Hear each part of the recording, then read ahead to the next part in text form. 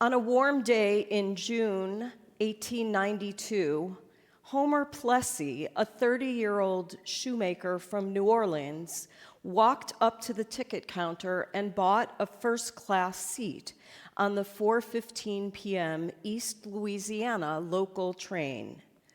It was a mundane transaction, but Plessy's train ticket purchase influenced the way that Americans have interpreted the 14th Amendment until today.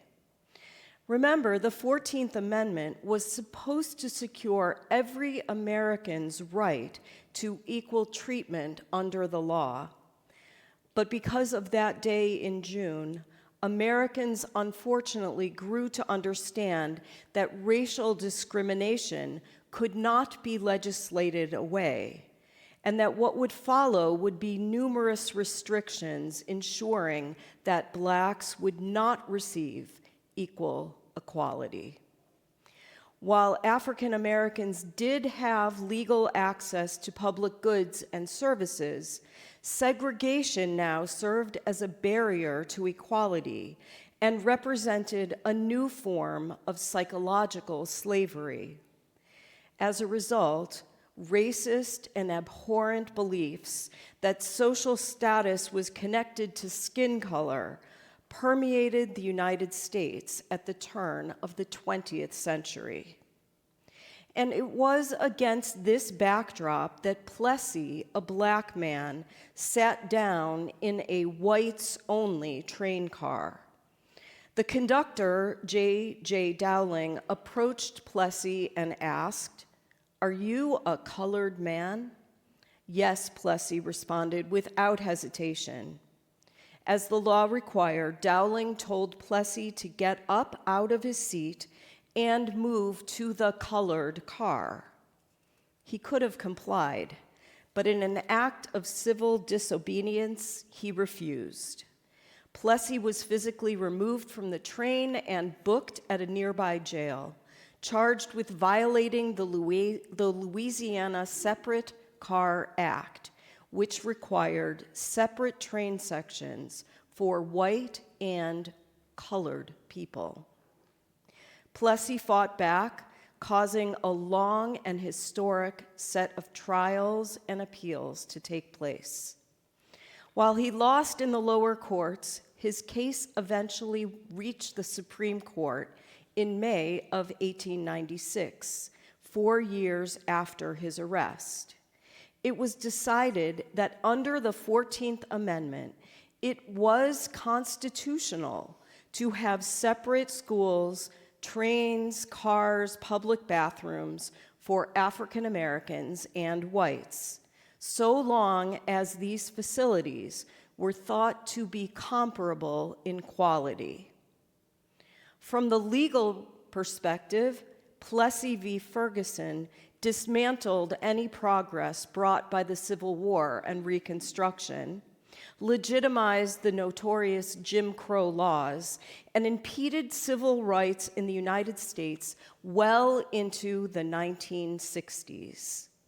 From the psychological and sociological standpoint, Plessy v. Ferguson came as an enormous blow to African Americans who wondered if they would ever count in America. What does it feel like to be left out, cast aside, not counted? This week's Parashah Bamidbar, the first portion of the book of Numbers, opens in a curious way.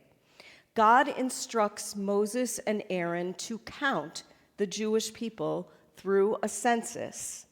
The census was carried out so that the leaders would know how many people would be eligible to fight in battle, if necessary, and later on would be used to apportion the land of Israel.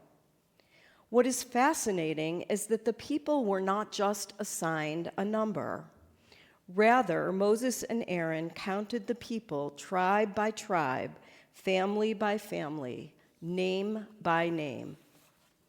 The rabbis teach that the true meaning of the census was to emphasize that each person mattered.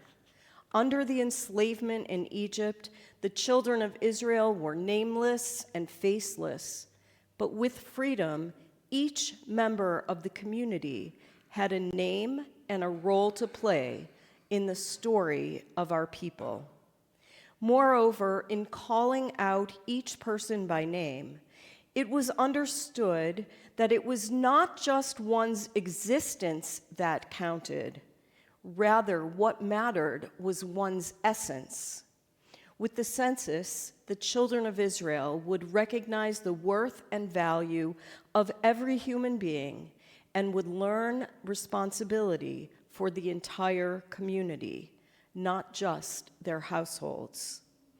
These messages would especially be important to the people when they became frustrated in the wilderness and questioned their own worth. Freedom is only meaningful when everyone counts and when each person is counted upon. African Americans persisted in the post-Plessy v. Ferguson America in the face of growing persecution and bitter racism. They rejected their status as separate but equal, and throughout America doubled down to fight for true equality. They founded organizations like the NAACP, which challenged segregation through legal means, engaged in political activism, lobbied for changes in legislation and voting rights, expressed their resistance through cultural expressions like the Harlem Renaissance, and overall refused to accept the racial status quo. At a time when African Americans were excluded, counted out, they found allies and held on to their belief that each person does matter and that skin color is inconsequential. Everyone deserves to be seen. Each person's essence, soul, matters. The African American community ultimately prevailed in a second court case 50 years almost to the day following Plessy v. Ferguson. That anniversary also occurs during the month of May. African Americans celebrated as Plessy v. Ferguson was overturned by the landmark Brown versus Board of Education on May 17, 1954. Linda Brown of Topeka, Kansas, had been denied admission to an all-white school just 5 blocks from home and was forced to have a long commute to and from school every day. Linda's father, Oliver Brown, would not accept the decision reached by the school district and appealed the case again all the way to the Supreme Court. This time, though, a unanimous Supreme Court, 9 justices, ruled in favor of Brown, and once and for all, Plessy v. Ferguson was overturned. Thurgood Marshall, the first African-American Supreme Court justice, was one of the lead attorneys with the NAACP. Brown v. the Board of Education in 1954 meant that Black communities of the United States edged a little closer to gaining the full measure of justice supposed to be afforded to every American under the law. As we think about these 2 anniversaries, we realize that we are not there yet. We still have work to do, and we Jews need to continue to fight against prejudice. Last week, we looked back on the 5th anniversary of the murder of George Floyd. We know that this will take continual work, advocacy, and legislation to finally guarantee the rights for African Americans and all marginalized identities in America. Like the Torah, we believe in the dignity of each and every person. We also learned this week that counting people is known in the Torah by another phrase as well, translated as raising heads. Our words transmit our values, we know. And raising people's heads means that we have an obligation to lift people up, all people. We offer them hope, we count them, we inspire them to take pride in their unique and sacred soul prints. Rashi's commentary this week goes even a step further and likens the counting of the Jewish people in the census to the way in which God counts the stars and pays attention to them each and every time they rise and set. Astronomers teach that even the stars that look small are actually large and powerful, and that no two of them are alike. So it is with people. In the context of the world, a person may feel lost or insignificant.